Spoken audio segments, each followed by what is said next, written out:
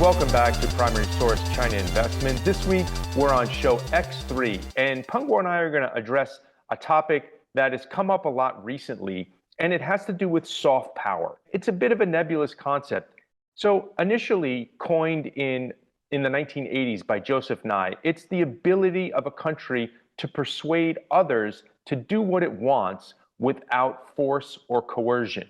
And this is largely executed through policy. A lot of it is top down, but a lot of it is bottom up through companies, foundations, universities, religious institutions, and other civil society institutions at work.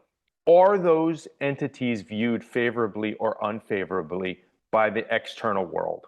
And Beijing began this blitz in 2007 with the launch of the 2008 Olympics. And again, that was Hu Jintao, right? So the charm offensive for the Olympics was big.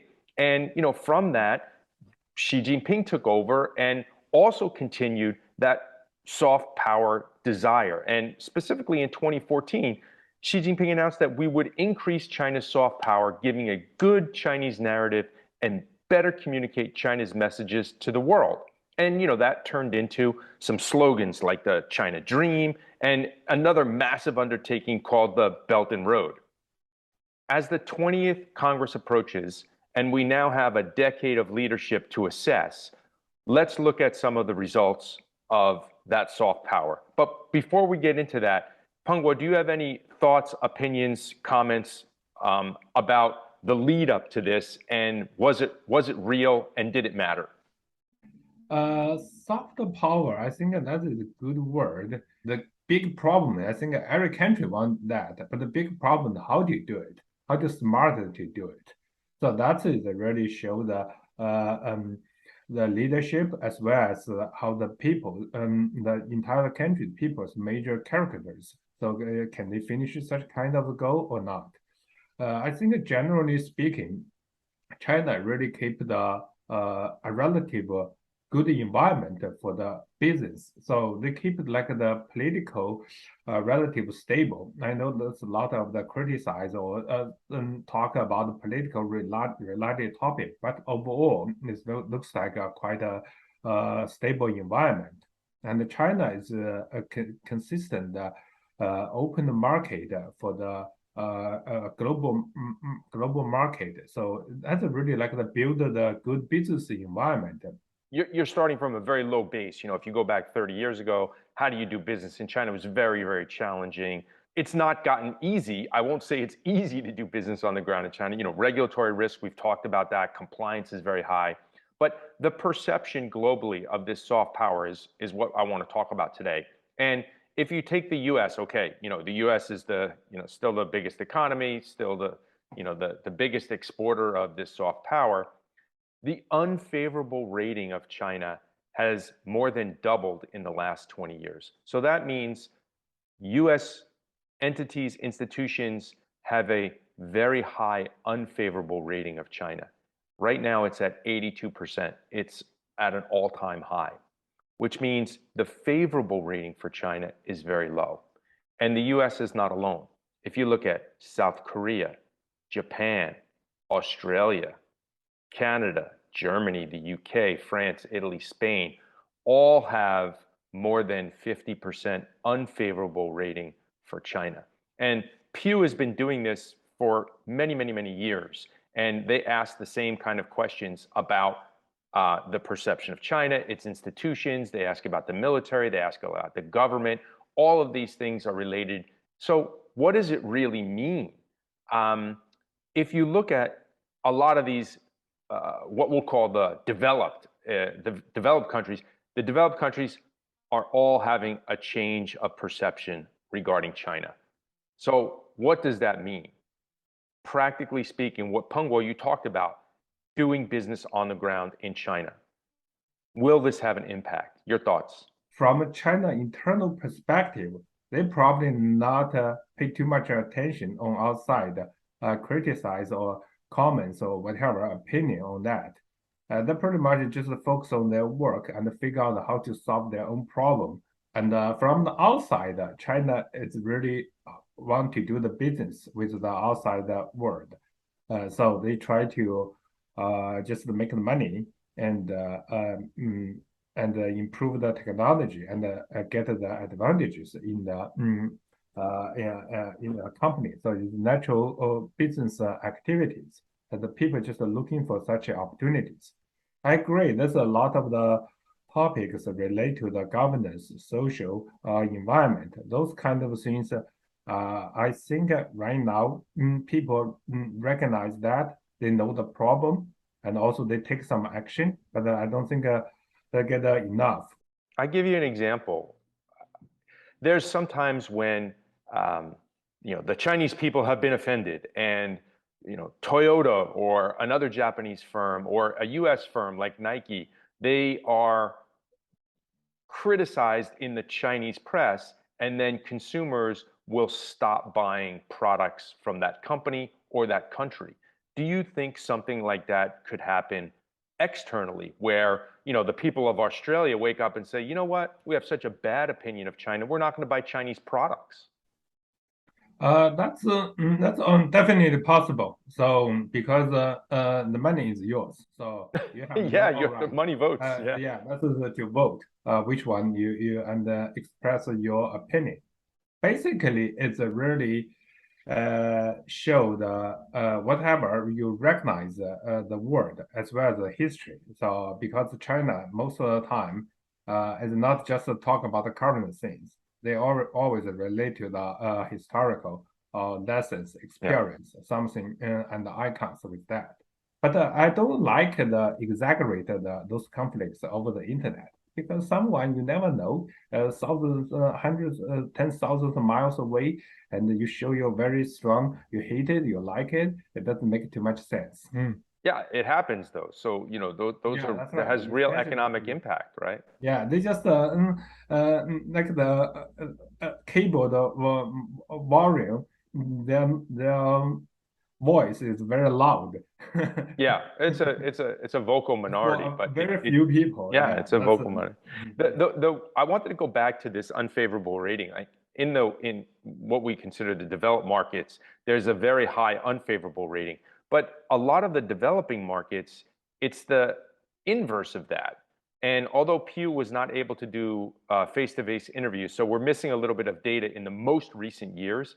But generally speaking, uh, African nations that are developing, Latin American and South American countries that are developing, they have a much lower unfavorable rating. And we'll put those up. But back in 2019, Mexico, Argentina, Brazil, Kenya, South Africa, Nigeria, all of those had very low, under 30 or 35% unfavorable rating, which means they had a very high favorable rating. And the two outstanding numbers from Asia are Singapore and Malaysia, which have very low, around 40% for Malaysia and 34% for Singapore, unfavorable rating. The other issue is the Chinese military. And the Chinese military, and China themselves have been very proud of their military accomplishments over the last decade or so. And that has manifested itself into people's perception that China's military is a problem. And again, this maps with the developed nations and some of the emerging nations, where there's a difference between the percentage of countries who think Chinese military is a problem. And you can see the US, Canada, the Netherlands, Spain, Germany, whereas again, Malaysia, Singapore do not think that China's military is a problem. So and Israel is also an interesting one, which seems to have a good relationship with China and does not see the Chinese military as a significant problem. The basic concept is whoever your neighbor get stronger and bigger, that's a problem. I think that's for most people, that's the straight reaction on that. Yeah. So that's so if it works like that way, that's always get a problem.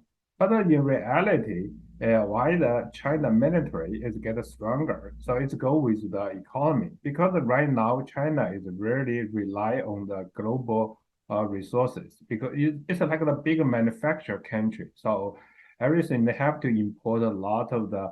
Right now I just see the crude oil, coals, Yeah. natural gas, and all the metals. They need a lot of things from globally. So they rely on those resources. And also they deal with business for almost the 200 countries. So and most of the time it's very important business partner.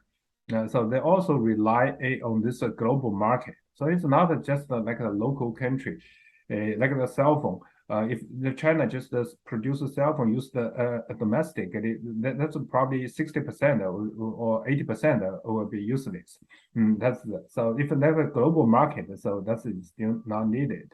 For all those kind of things, there's a lot of threats with and the risk with that one. This is why China keep improve the navy, especially just the navy force.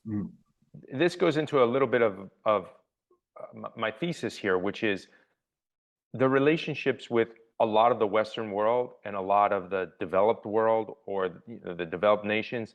There's not a lot China can do to change those perceptions. But in the developed world, where they're trying to source a lot of those raw materials, they are actually putting their chips in with those countries and building those relationships. And it'll be interesting to see how that evolves, changes, or doesn't. But that looks to be the strategy right now. And so that maps with what you said about the Navy. It also maps with what you said about securing resources.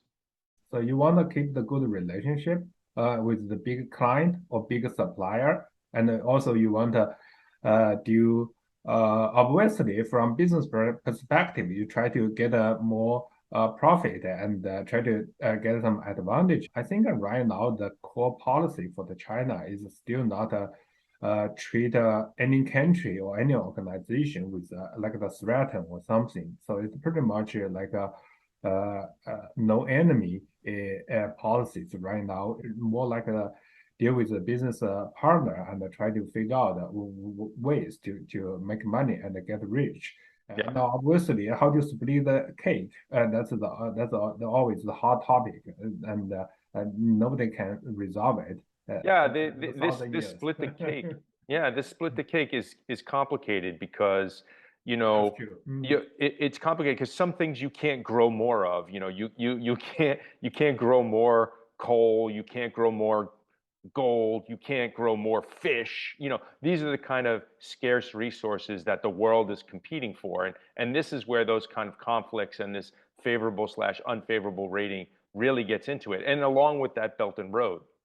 Yeah, that's true. So, and split the cake is, I think actually nobody is satisfied. The Yeah, I mean, current rate. also when you want to So, split the cake with 1.4 billion people or 400 million of the richest people, it's very difficult to make those laws, enforce those laws, and make sure that the world complies with those laws. So yeah, it's so I think it's really not I think the wrong concept. Think China try to attack try to threaten or try to do something on purpose for certain country.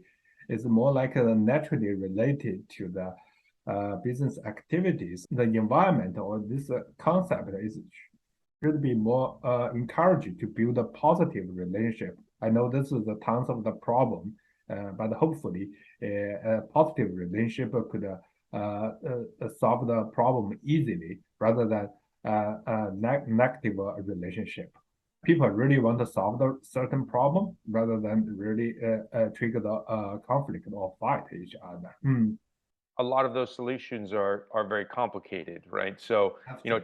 China's priority is to feed itself and power itself. Yeah, I just see like the statistics that China reduced the 5% of coal, and I see the global consumption of the fuel fossils, but that's still big. It's totally still like the 60%. The new energy just have a long way to go. I think at least the before I don't think I can see the new energy could pop up on the Yeah, Earth. still a way to go, but that's the process. Well, we're going to leave it there with show X3. It's a little bit off pace today talking about soft power, but I think it's an important concept and one that companies that are doing business in China or doing business with China are going to have to watch.